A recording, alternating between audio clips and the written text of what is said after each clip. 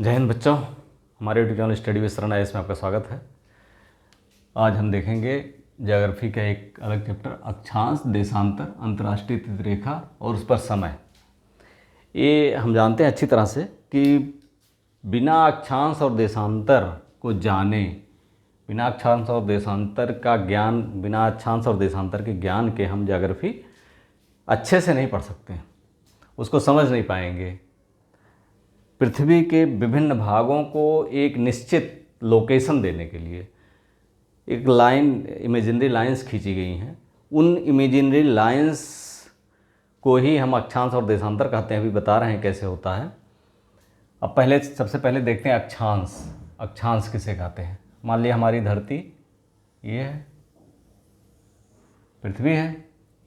अगर एक बीच को एक लाइन खींचा जाए, इसको 0 डिग्री मान लिया जाए, ठीक, तो इसे सब जानते हैं कि 0 डिग्री जो जाती है वो उसे क्या कहते हैं? विषुवत रेखा। विषुवत रेखा इमेजिनरी है। ये विषुवत रेखा किन किन देशों से गुजरती है ये आगे पढ़ेंगे, तो ये भी एग्जाम में पूछा था कि हमारी विषुवत रेखा किन किन देशों से होकर गुजरती है।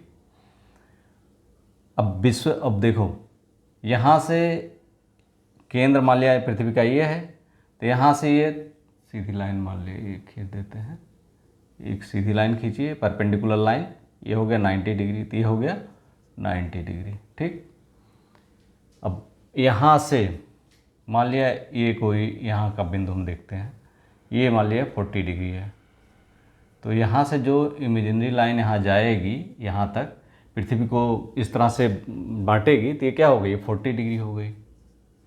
ऐसे 30 डिग्री हो गई, यानी 0 से लेकर के 1 2 3 4 5 90 डिग्री तक ये ढेर सारी लाइन्स ऐसे बना सकते हैं हम। 90 लाइन्स बनेंगी। कितनी? 90। ऐसे इधर भी ढेर सारी लाइन्स बना दीजिए। 90 डिग्री तक यहाँ भी है, 90 डिग्री, ठीक। अब 0 डिग्री से 90 इधर गया, 90 लाइनें बनी। मान लिया एक डिग्री पर एक लाइन है, तो 90 और प्लस इधर 90, तो 90 लाइन इधर बनी, और प्लस 0 डिग्री वाला एक लाइन, एक तो 90 90 80 181 अक्षांश रेखाएँ होती हैं। अक्षांश रेखाएँ 181 होती हैं। कितनी होती हैं? अक्षांश। अब देखिए इनका नामकरण कैसे किया गया है। मान लिया ये तो 0 आपने देख लिया, विषुवत रेखा है। अब यहाँ 23.5 डिग्री और यहाँ पर 66.5 डिग्री। अलग अलग डिग्री को एक पृथ्वी के क्लाइमेट को आइडेंटिफाई करने के लिए बनाया गया है। इसी तरह से यहाँ पर आप आएंगे तो 23.5 डिग्री और यहाँ पर 66.5 डिग्री। ऐसे ही हम नापे नहीं हैं, पर बता दे रहे हैं। अब ये देखिए तो यहाँ पर जो 23.5 डिग्री है, जो देखिए पृथ्वी को विषुवत रेखा के ऊपर वाले भाग को, इसको कहते हैं उत्तरी गोलार्ध। उत्तरी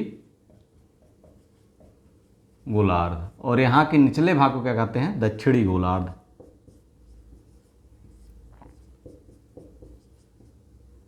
ठीक, उत्तरी गोलार्ध, दक्षिणी गोलार्ध। अब 0 से 90 के तक ऊपर जाएंगे तो 23.5 डिग्री नॉर्थ, ये उत्तरी गोलार्ध में जो पड़ता है 23.5 डिग्री, इसे 23.5 डिग्री की जो अक्षांश रेखा, इसे कहते हैं कर्क रेखा, जो भारत के बीच से गुजरती है। कर्क रेखा, ट्रॉपिक ऑफ कैंसर, ठीक। इसी तरह से 66.5 डिग्री उत्तरी अक्षांश को कहते हैं, क्या कहते हैं? सब आर्कटिक, उपध्रुवीय रेखा, ठीक है। कर्क रेखा हो गई और ये उपध्रुवीय, सब आर्कटिक। इसी तरह से दक्षिण में अगर 23.5 डिग्री को देखेंगे, नॉर्थ साउथ को, तो ये हो गया मकर रेखा या ट्रॉपिक ऑफ कैप्रिकॉर्न।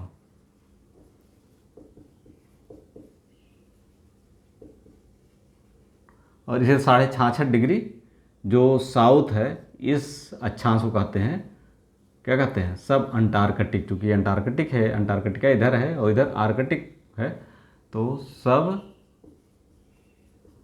अंटार्कटिक।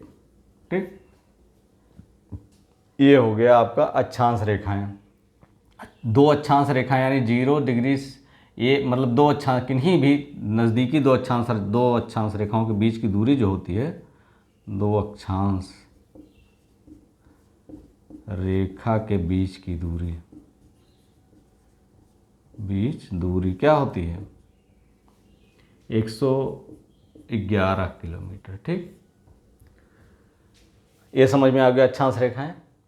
यानी ये जो है पड़ी लाइनें हैं,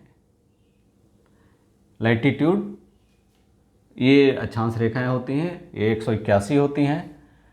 23.5 डिग्री उत्तरी अक्षांश रेखा को कर्क रेखा कहते हैं। 66.5 डिग्री उत्तरी अक्षांश को सब आर्कटिक कहते हैं। 0 डिग्री अक्षांश को विषुवत रेखा कहते हैं, जो विश्व को दो भागों में बांटती है। 0 डिग्री से ऊपर वाले पोर्शन को पृथ्वी को उत्तरी गोलार्ध और 0 डिग्री से नीचे वाले को दक्षिणी गोलार्ध कहते हैं। इसी तरह से 23.5 डिग्री साउथ अक्षांश को मकर रेखा कहते हैं और 66.5 डिग्री साउथ अक्षांश या दक्षिणी अक्षांश को सब अंटार्कटिक कहते हैं। इस तरह से 181 भागों में दो अक्षांश रेखाओं के बीच की दूरी 111 किलोमीटर होता। ये हो गया आपके अक्षांश रेखाओं की बात। अब इसके बाद आती है देशांतर रेखाओं की बात। देशांतर रेखाएं किसे कहते हैं, या लॉन्गिट्यूड रेखाएं। यहाँ समझ गए होंगे आप लोग।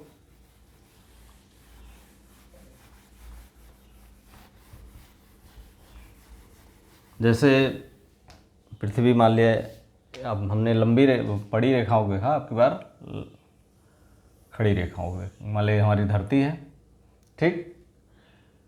अब देखिए, मान लिया 0 डिग्री यहाँ मान लें हम, ठीक, ये हो गया 0। अब चूंकि पृथ्वी गोल है तो किसी बिंदु के गोल है, अगर इस बिंदु के चारों ओर कितनी डिग्री कोण बनता है, 360 डिग्री, 360 व्यू कहते हैं। नहीं, 360 जहाँ से चारों ओर दिखाई पड़े गोलाई में चारों ओर, तो उसे 360 व्यू कहते हैं। तो चूंकि पृथ्वी गोल है तो 360 व्यू आती है, 360 डिग्री बनता है। यहाँ से ध्रुवों को ध्रुवों से मिलाने वाली रेखाओं को, जो यहाँ से जाएगी पृथ्वी की दूसरी तरफ से आके ध्रुव को मिलाएगी, ये पूरा सर्किल बनाती है। तो ये जो रेखाएं होती हैं ये लॉन्गिट्यूड होती हैं। इस तरह से होती हैं रेखाएं ये।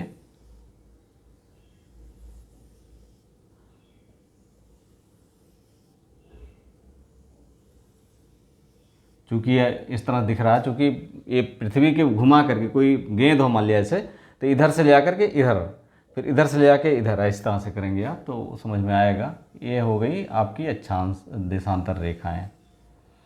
ये कितनी होती हैं, चूँकि 360 डिग्री है, पृथ्वी गोल है तो एक बिंदु पर 360 डिग्री होता है। तो 0 डिग्री से 180 डिग्री, 0 से 180 एक तरफ, 0 से 180 एक तरफ। अब देखिए, 0 से 180 घूम के जाएगा तो 180 आएगा, वही 180 इधर से जाएगा तो वही 180 आएगा, तो यानी 180 दोनों में कॉमन है। तो 180 प्लस 180, 180 चूँकि दोनों में कॉमन है तो एक तरफ से 179 मान लीजिए, और प्लस 0 डिग्री वाला, तो 360 डिग्री हो गया। 360 डिग्री ये अक्षांश देशांतर रेखाएं होती हैं, इधर से और उधर से दो। अब चूंकि पृथ्वी, देखिए पृथ्वी घूमती है, चक्कर काटती है पश्चिम से पूर्व दिशा में, तो एक चक्कर काटने में 360 डिग्री घूमती होगी, पूरा अपना एक चक्कर काटती है। तो 24 घंटे में चूंकि पूरा साइकिल पूरी हो जाती है, तो 24 घंटे में कितना घूमती है, 360 डिग्री घूमती है, ठीक।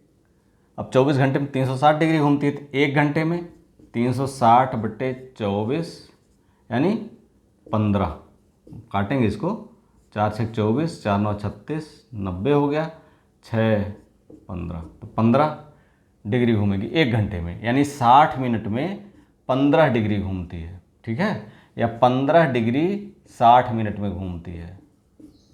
तो 1 डिग्री 60 बटे 15 मिनट में घूमेगी, यानी 4 मिनट में, यानी 180 देशांतर है। तो 1 डिग्री, एक देशांतर उसे क्रॉस करने में, एक देशांतर पार करने में लगा समय कितना होगा 4 मिनट एक देशांतर पार करेगी। यहाँ दो देशांतर के बीच में दूरी के बीच दूरी कितनी होती है, कितनी होती है 111.32 किलोमीटर। ठीक, एक देशांतर को पार करने में, 1 डिग्री पार करने में, एक डिग्री देशांतर 2 डिग्री जाने में कितना लगेगा टाइम 4 मिनट। यहाँ हमने निकाला कि जो है 1 डिग्री पार करने में 4 मिनट लगता है, 15 डिग्री पार करने में 1 घंटे लगते हैं। अब पृथ्वी चूँकि अब 160 डिग्री 180 डिग्री तक पश्चिम से पूर्व घूमती है, तो जब पूर्व और पश्चिम की बात आती है तो पृथ्वी का जो समय है, समय इसी के अकॉर्डिंग दिया था। जिस देश के मध्य से या जो देशांतर है 0 डिग्री को मीडियन मानते हैं, मेरिडियन मानते हैं, आयामोत्तर मानते हैं 0 डिग्री को।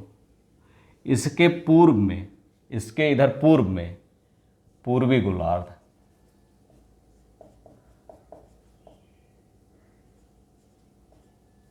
ठीक, और इसके पश्चिम में पश्चिमी गोलार्ध।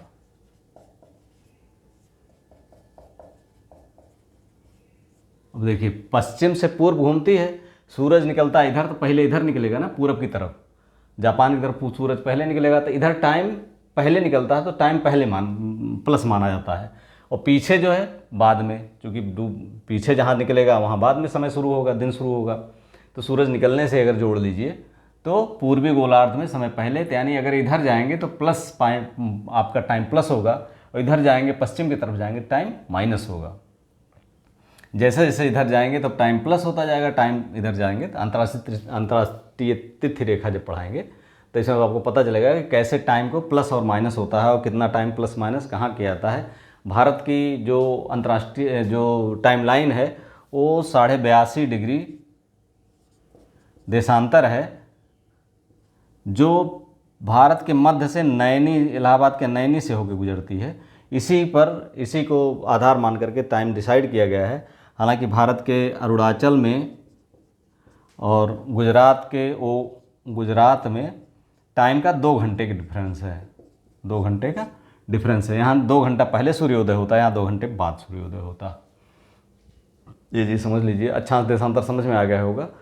अंतर्राष्ट्रीय तिथि रेखा के बारे में डिटेल से अगले क्लास में कुछ क्वेश्चन भी कराएंगे, और कैसे इसको सॉल्व करते हैं अंतर्राष्ट्रीय तिथि रेखा की तिथि संबंधी प्रॉब्लम को, ये कैसे सॉल्व करते हैं, कैसे समझते हैं, ये भी देखेंगे। वीडियो अच्छा लगा like subscribe and share. Thank you for watching.